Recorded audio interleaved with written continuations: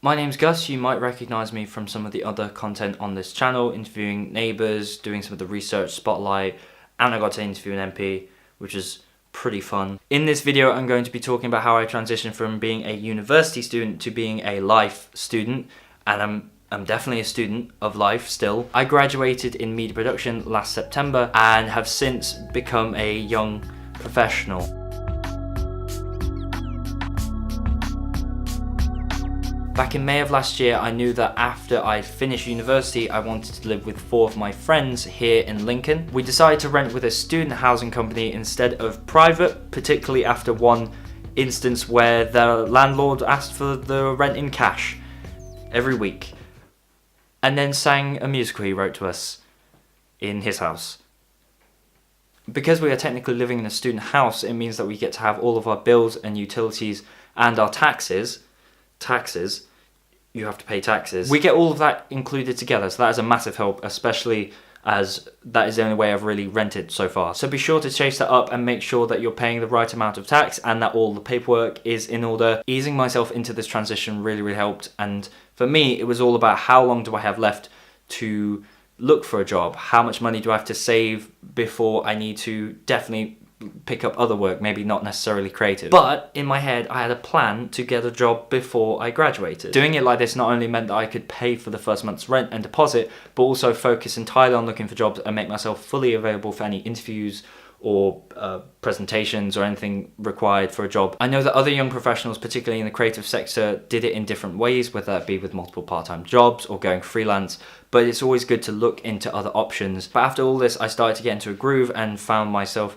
a part-time job which paid enough money for rent and living to give myself the option of pursuing other things and maybe going freelance.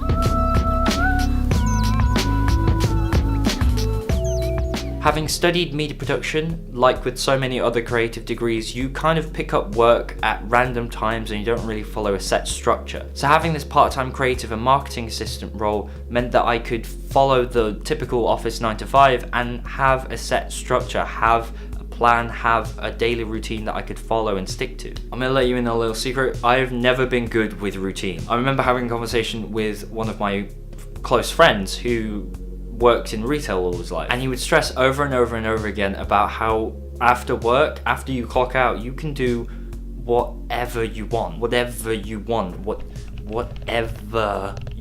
It sounds obvious and a little patronizing, but it wasn't something that I hadn't fully considered until after I was knee deep in that sort of routine. But it means you made plans that you can really get excited for and make yourself excited to hang out with your friends without necessarily drinking alcohol. But the point is that you can do a lot of other cool stuff that doesn't necessarily involve drinking or staying up late.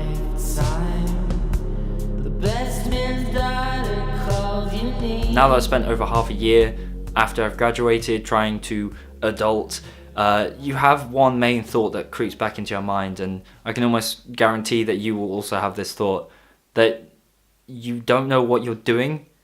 To be honest, it sounds obvious and it's been said to death, but it's okay to not be in the job that you studied for or want to be in. Don't be afraid to ask for help.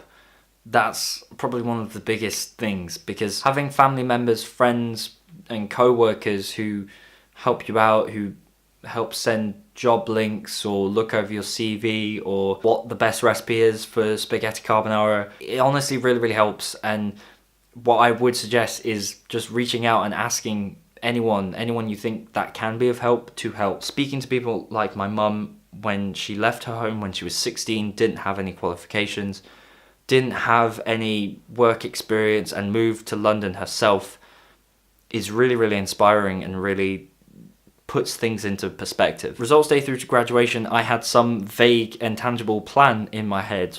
I thought that I could go to university, I would learn my craft, and then straight out of the gate I would move to London. As of right now, I'm freelance. I finished my contract for the place that I got a job at the end of the year. That doesn't necessarily mean that I'm not going to make it to London. That doesn't mean that I can't necessarily go for these big aspirations.